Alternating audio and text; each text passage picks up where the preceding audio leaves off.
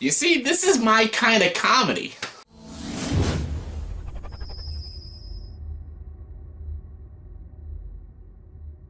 Hey everyone, welcome to the JayVaters, my review for the movie Cold Pursuit. Yes, Cold Pursuit stars Liam Neeson, Tom Bateman, Laura Dern, and Emmy Rossum, and this movie is directed by Petter Moland. Yes, the guy who actually directed the original film. Yes, Cold Pursuit. Yes, this movie is a remake of a 2016 Swedish-Norwegian film called In Order of Disappearance, and that movie had, what's his name, Stellan Skarsgård, and that was actually a really great film. I have seen that movie. I saw it about a year ago. I watched it online because I heard some pretty awesome things, and I heard it's like one of the coolest black comedies out there, and it is awesome.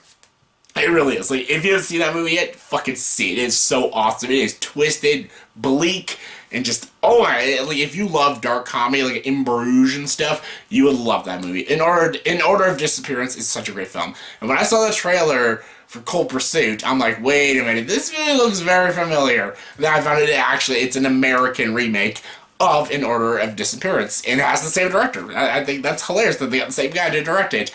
And yeah, Petter Moland did a great job with the original film, and he did a fucking awesome job with this one. This is a really fun film.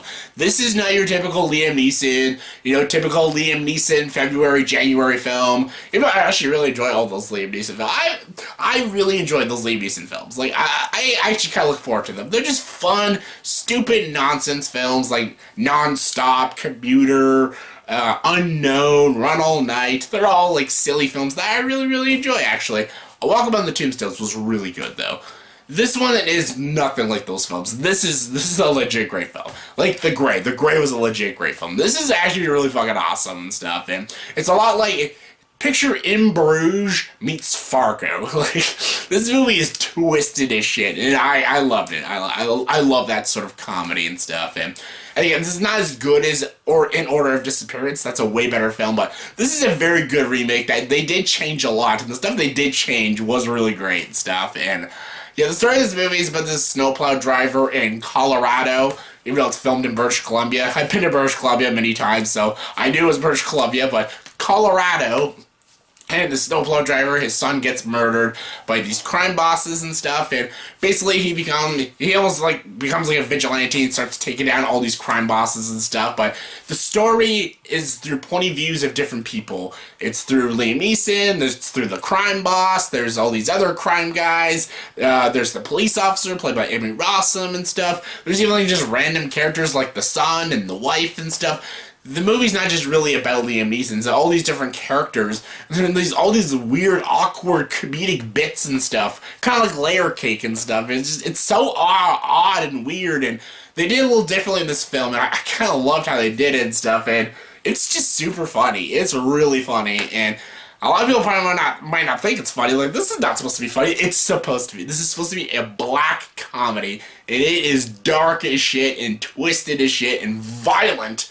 And I fucking loved it. I loved it.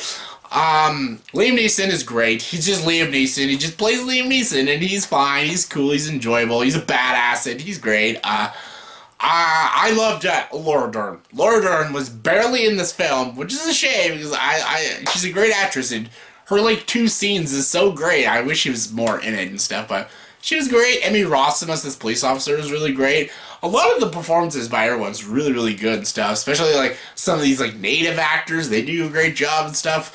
When they go to like the native crime bosses, they're really funny and really enjoyable and stuff. And even some of these crime bosses like that killed Liam Neeson's son, you're supposed to hate these guys, but you kind of enjoy them because they're just so weird, and they're constantly like making bets, and they're like killing each other for weird reasons, and it's insane, but it's kind of hilarious. The main villain guy could have been a little more interesting and stuff. He's just a typical asshole. But the actor that plays him, Tom Bateman, he does a pretty good job, actually. There was a lot of scenes I was laughing hysterically in this movie. Like, oh my god. There's a scene where Liam Neeson is with a hitman in a taxi cab. Oh, so funny. Even the movie's ending joke is so funny. I was laughing my ass off. Like, I had a blast with this, and the action is so raw, it's so gritty, it is violent as shit, and it's a lot of fun. If you love like that Carnage Candy and really dark comedy, Like if you like In Bruges, Layer Cake, or Fargo, this is definitely a movie for you. It's not as good as In Order of Disappearance. It's a way better film with way better performances. I thought the villain was a little more fleshed out. There's a lot more fleshed out stuff in that film. And it has that, like, really cool cinematography. Cinematography in this movie was just okay. The editing was a little sloppy at times. There was, like, a scene where he's, like, at a funeral, but then he's, like, cuts to him at the house, then back to the funeral. There's even a scene when he, like, hits a guy off the steering wheel, but then all of a sudden they're outside and he's punching him. There's some weird edits in the film that I didn't really care for and shit like that. I wish the cinematography was better because it's British Columbia. I love British Columbia. I wish there was, like, better sweeping shots, grand landscaping shots of British Columbia. None of that, but still, I had a blast with it.